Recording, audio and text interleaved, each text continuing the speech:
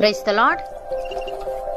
ఈరోజు దేవుని వాగ్దానము, దేవుని మూలముగా పుట్టిన వారందరూ లోకమును జయించుదురు. లోకమును జయించిన విజయము మన విశ్వాసమే. యోహాను రాసిన మొదటి పత్రిక 5వ అధ్యాయము 4వ వచనము.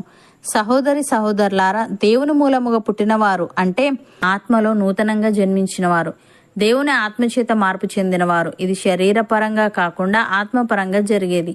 ఒక మనిషి క్రీస్తునందు నూతన జీవితం ప్రారంభిస్తే అతడు దేవుని మూలముగా పుట్టినవాడవుతాడు. ఇటివారు లోకమును జయించుదురు అంటే పాపపూరితమైన లోకపు ఆకర్షణలు, ఆశలు, పితృపారంపర్యమైన వ్యర్థ ప్రవర్తనను, అపవాది యొక్క ప్రభావాలను గెలుస్తారు. ఈ గెలుపు శక్తి చేత కాదు గాని విశ్వాసం చేత కలుగుతుంది.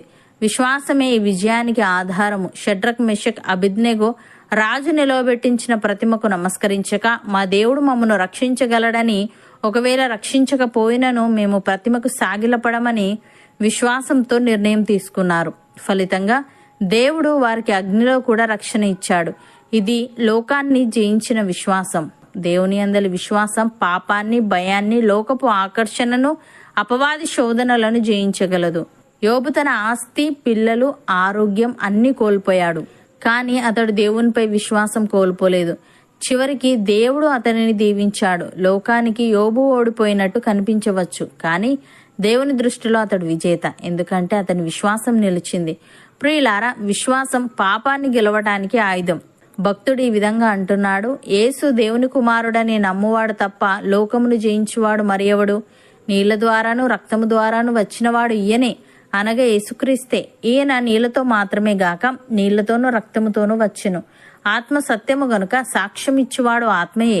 సాక్ష్యం ఇచ్చువారు ముగ్గురు, అనగా ఆత్మయు, నీళ్లును, రక్తమును. ఈ ముగ్గురు ఏకీభవించి ఉన్నారు. మనము మనుషుల సాక్ష్యము అంగీకరించుచున్నాము గదా.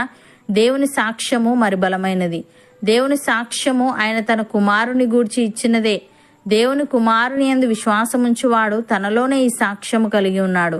దేవుణ్ణి నమ్మని వాడు ఆయన తన కుమారుని గూర్చి ఇచ్చిన సాక్ష్యమును నమ్మలేదు గనుక అతడు దేవుణ్ణి అబద్ధికునిగా చేసినవాడే. ఆ సాక్ష్యం ఏమనగా, దేవుడు మనకు నిత్య జీవమును దయచేసెను. ఈ జీవము ఆయన కుమారుని అందున్నది.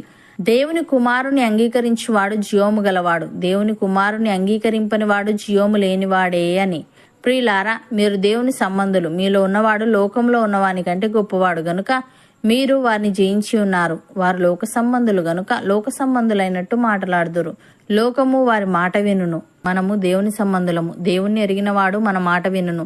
దేవుని సంబంధి కానివాడు మన మాట వినడు. ఇందువలన మనము సత్యస్వరూపమైన ఆత్మ ఏదో, భ్రమపరచు ఆత్మ ఏదో తెలుసుకొనిచున్నాము. అపోస్తలుడైన పౌలు ఈ విధంగా అంటున్నాడు: తన కుమారుడు అనేక సహోదరులలో జ్యేష్ఠుడగునట్లు దేవుడు ఎవరిని ముందు ఎరిగెనో వారు తన కుమారునితో సారూప్యం గలవారవుటకు వారిని ముందుగా నిర్ణయించెను. మరియు ఎవరిని ముందుగా నిర్ణయించెనో వారిని పిలిచెను. ఎవరిని పిలిచెనో వారిని నీతిమంతులుగా తీర్చెను. ఎవరిని నీతిమంతులుగా తీర్చెనో వారిని మహిమపరచెను. ఇట్లుండగా ఏమందుము? దేవుడు మన పక్షమున నుండగా మనకు విరోధి ఎవడు? తన సొంత కుమారుణ్ణి అనుగ్రహించుటకు వెనుక తీయక మన అందరి కొరకు ఆయనను అప్పగించిన వాడు ఆయనతో పాటు సమస్తమును మనకెందుకు అనుగ్రహింపడు? దేవుని చేత ఏర్పరచబడిన వారి మీద నేరము మోపువాడెవడు? నీతిమంతులుగా తీర్చువాడు దేవుడే. శిక్ష విధించువాడెవడు? చనిపోయిన క్రీస్తు యేసే. అంతేకాదు, మృతులలో నుండి లేచిన వాడును, దేవుని కుడిపార్శ్వమున ఉన్నవాడును, మన కొరకు విజ్ఞాపనము కూడా చేయువాడును ఆయనే అని. సహోదరి సహోదరులారా, క్రీస్తు ప్రేమ నుండి మనలను ఎడబాపు వాడెవడు?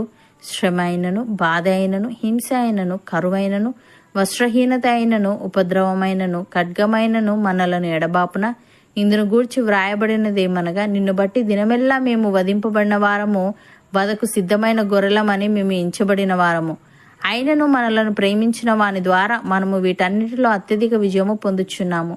అవును అన్నవారు నాతో పాటు ప్రార్థనలో ఏకీభవించండి. పరిశుద్ధుడా, ప్రేమగల తండ్రి, దేవుని మూలముగా పుట్టిన వారందరూ లోకమును జయించుదురు. లోకమును జయించిన విజయము మా విశ్వాసమేనని, నీ అందరి విశ్వాసం పాపాన్ని, భయాన్ని, లోకపు ఆకర్షణలన్నింటినీ జయించగలదని నీవు తెలియజేశావు. తండ్రి, నీకు స్తుతులు. దేవా, మేము నీ అందు విశ్వాసముంచి అపవాది తెచ్చే ప్రతి శోధనను జయిస్తూ నీ కొరకు నిలబడే వారంగా ఉండుటకు సహాయము దయచేయమని మేము మనుషుల సాక్ష్యం అంగీకరించుచున్నాము గాని నీ సాక్ష్యము మరి బలమైనదని, నీ సాక్ష్యము నీ కుమారుని గురించి ఇచ్చినదేనని, నీ కుమారుని అందు విశ్వాసం ఉంచువాడు తనలోనే ఈ సాక్ష్యము కలిగి ఉన్నాడని నీవు తెలియజేశావు. దేవా, మేము నీ కుమారుని అంగీకరించి నీవిచ్చే జీవాన్ని పొందుకునే వారంగా ఉండుటకు కృప చూపమని, మమ్మలను ప్రేమించిన నీ ద్వారా అన్నింటిలో అత్యధిక విజయము పొందుకునే భాగ్యమును మాలో ప్రతి ఒక్కరికి నీవే అనుగ్రహించమని యేసుక్రీస్తు నామమున ప్రార్థిస్తున్నాము తండ్రి. ఆమెన్.